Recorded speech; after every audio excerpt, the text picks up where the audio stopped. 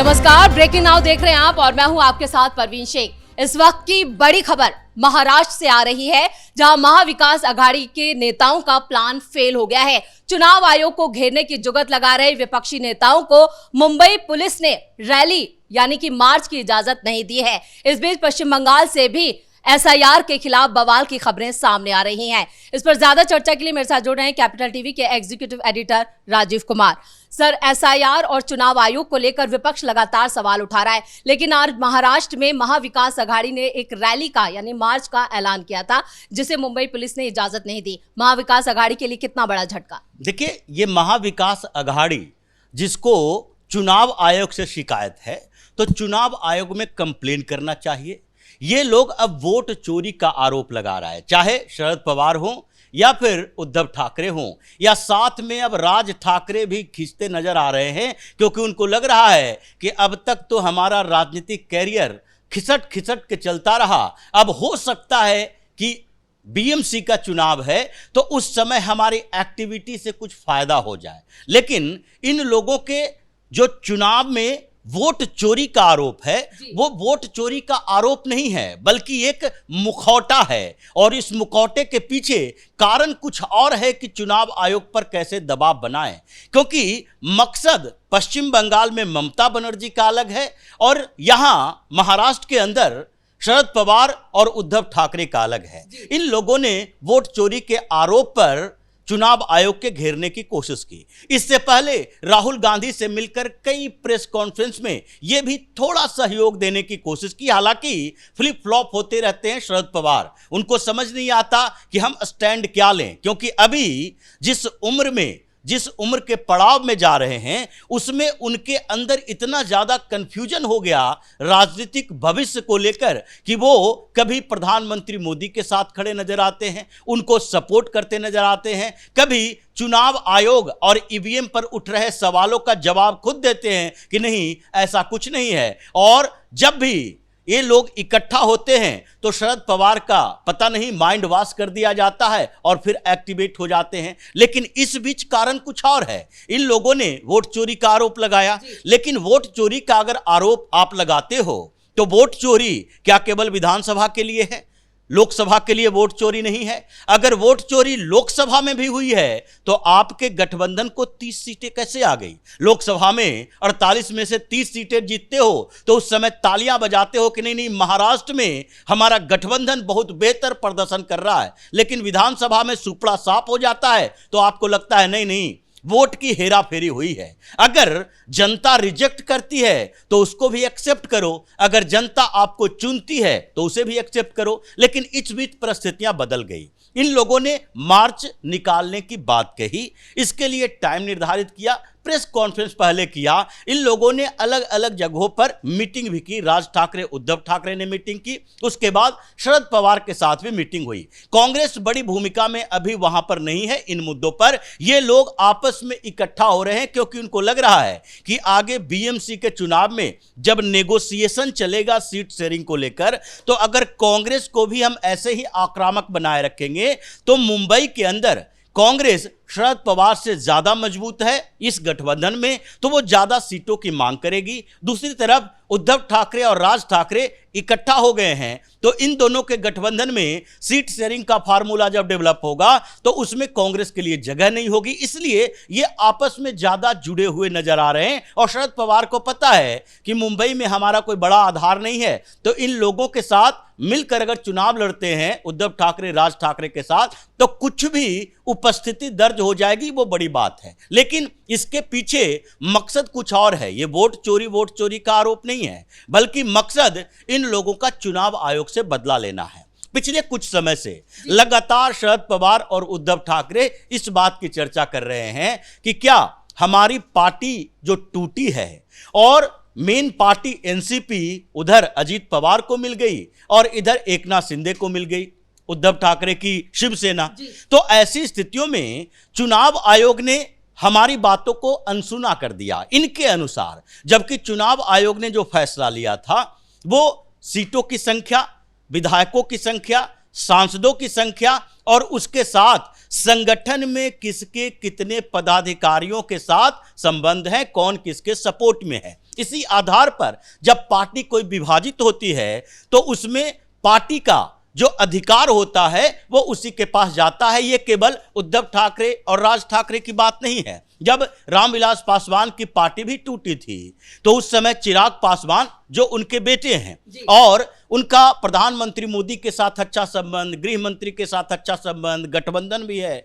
इन लोगों का, लेकिन फिर भी उस समय क्या हुआ, उस समय चिराग पासवान को रामविलास पासवान का उत्तराधिकारी नहीं बनाया गया, बल्कि रामविलास पासवान की लोक जनशक्ति पार्टी सीधे पशुपतिनाथ पारस को दे दी गई और ये लोक जनशक्ति पार्टी रामविलास अलग से एक पार्टी बनाना पड़ा चिराग पासवान को। इसलिए जो नियम कानून है उसी का पालन किया गया। अब इन लोगों ने सोचा चलो चुनाव आयोग को हम जो बैकफुट पर लाने के लिए सुप्रीम कोर्ट का सहारा लेते हैं। सुप्रीम कोर्ट में ये लोग गए। सुप्रीम कोर्ट में जाने के बाद इन्होंने बड़े वकील रखे, एक तरफ अभिषेक मनु सिंघवी और दूसरी तरफ ये शरद पवार के साथ कपिल सिब्बल थे।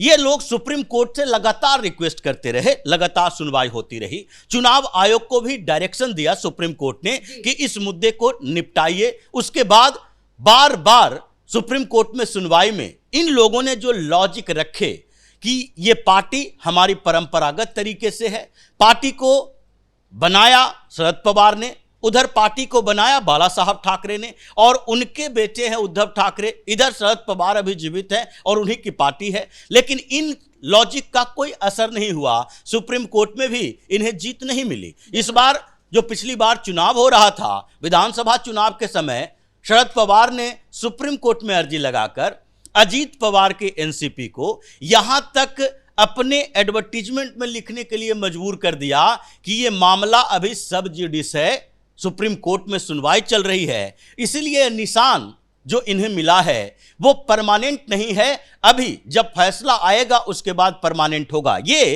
क्लॉज इन्होंने उठाया था सुप्रीम कोर्ट के निर्देश पर। शरद पवार के भतीजे अजीत पवार को ये सारी चीजें करनी पड़ी थी, लेकिन इन लोगों को लगा कि अब समय है, अब जो पूरा विपक्ष एसआईआर के मुद्दे पर, वोट चोरी के आधार पर चुनाव आयोग पर दबाव बना रहा है, तो हम अलग थलग बैठे नहीं रह सकते। इसलिए अपने फायदे के लिए, इनका इंटेंशन अपना फायदा है, इस फायदे के लिए इन्होंने चुनाव आयोग के खिलाफ मार्च ऑर्गेनाइज किया। अब मार्च ऑर्गेनाइज कर रहे हो, एक रैली कर रहे हो, हंगामा होगा, तो उसके लिए एडमिनिस्ट्रेशन से आपको परमिशन लेना पड़ेगा।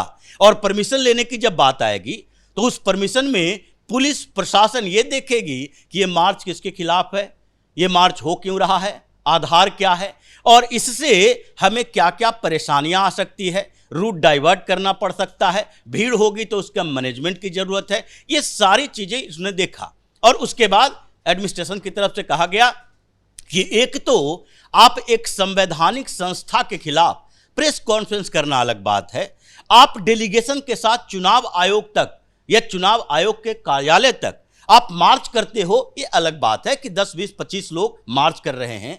लेकिन अगर आप एक संवैधानिक संस्था के खिलाफ पूरे प्रदर्शन, रैली करोगे, आंदोलन करोगे, तो इसे तो बर्दाश्त नहीं किया जाएगा, क्योंकि आप एक पॉलिटिकल पार्टी हो, पॉलिटिशियन हो और पॉलिटिकल पार्टी का पॉलिटिकल पार्टी के खिलाफ, सरकार के खिलाफ, क्योंकि सरकार का एस्टेब्लिशमेंट में पॉलिटिकल पार्टी की भूमिका होती है, उसके खिलाफ आप आंदोलन करो, हंगामा करो। पहले भी रैलियां कर चुके हैं, परमिशन की कभी समस्या नहीं हुई, लेकिन एक संवैधानिक संस्थान के खिलाफ आप ऐसे बातें कर रहे हो, मार्च कर रहे हो, हंगामा कर रहे हो और ये लॉ एंड ऑर्डर के सिचुएशन क्रिएट होगा। ये तो डेमोक्रेटिक कंट्री में डेमोक्रेसी के खिलाफ है, क्योंकि आप डेमोक्रेटिक एस्टेब्लिशमेंट के खिलाफ, आप वोट चोरी का आधार पर आप चुनाव आयोग को अगर आड़े हाथे लेते हो तो इसका मतलब है पूरी दुनिया में यही मैसेज देना चाहते हो कि भारत की लोकतंत्र चुरा ली गई है। लेकिन राजीव सर, इस बीच जिस तरह से प्रेस कॉन्फ्रेंस की गई, खुद रोहित पवार ने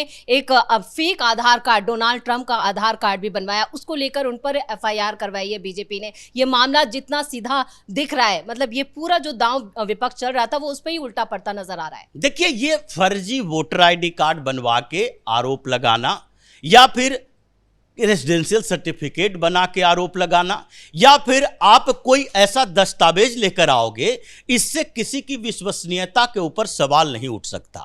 दुनिया में कोई भी ऐसा नहीं है जिसको ये नहीं कहा जा सकता कि किसी अधिकारी के थ्रू इतने बड़े देश में कहीं भी फर्जीवाड़ा कर सकता है। यह आज पहली बार तो हुआ नहीं कि वोटर आईडी कार्ड फर्जी बन गए, आज पहली बार तो हुआ नहीं कि किसी का आवास प्रमाण पत्र, आधार कार्ड फर्जी बन गए, यहां तक कि बैंक अकाउंट फर्जी बन जाते हैं। ये तो प्रक्रिया है और इसके खिलाफ कार्रवाई होती है। तो ये जो दिखाने की कोशिश कर रहे हैं कि देखो इतने फर्जी वोटर कार्ड बनाए जा रहे हैं, तो फर्जी वोटर कार्ड बनाए जा रहे हैं, इसकी प्रक्रिया में आगे होता क्या है? अगर करप्शन हो रहा है तो उसके लिए क्या किया जाएगा? करप्शन हो रहा है तो सरकार के साथ कोर्ट में जाकर आप उसके खिलाफ एफआईआर दर्ज करवाते हो, पुलिस में जाते हो, इन्वेस्टिगेटिव एजेंसी आती है, उसके बाद उसकी गिरफ्तारी होती है। अगर कोई पुलिस वाला गलत करता है उसके खिलाफ भी आप शिकायत करते हो, तो शिकायत करोगे, इन्वेस्टिगेशन होगा और इन्हीं शिकायतों के आधार पर तो एसआईआर की प्रक्रिया शुरू हो गई है।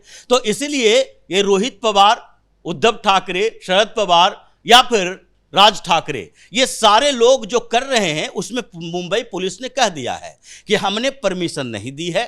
इसके बावजूद अगर ये लोग हंगामा करने की कोशिश करते हैं, प्रेस कॉन्फ्रेंस अपनी जगह पर है, अगर ये मार्च निकालने की कोशिश करते हैं तो हम वही तरीका अपनाएंगे जो दूसरे गैर कानूनी कामों के लिए अपनाते हैं। यानी राज ठाकरे, उद्धव ठाकरे मार्च का अगुवाई करते हैं, इन दोनों की गिरफ्तारी होगी, ये गिरफ्तार की जाएगी और एफआईआर जो दर्ज हुआ है रोहित पवार पर, रोहित पवार का इन्वेस्टिगेशन भी होगा कि आपने चुनाव आयोग को गलत साबित करने के लिए ये जो पैतरे बनाए और फर्जी तरीके से आपने एक आधार कार्ड, वोटर कार्ड बनवा लिया, इसका मतलब ये नहीं है कि आप चुनाव आयोग को बदनाम करोगे, बल्कि आपने फर्जी किया है तो इसकी जांच होगी। जो तरीके अभी चल रहे हैं ये वही लोग हैं, शरद पवार, रोहित पवार, ये सब जो शुगर मिल के ये पूरे टेंडर को जीतने के लिए 3-3 कंपनियों को मैदान में उतारा। एक इसकी कंपनी, 2 कंपनियां जो कि टेंडर लेना चाहती थी और वो दोनों के दोनों कंपनियों को फंड ये कर रहे हैं, पैसे उसको डाल रहे हैं, ये फर्जी कंपनियां थी।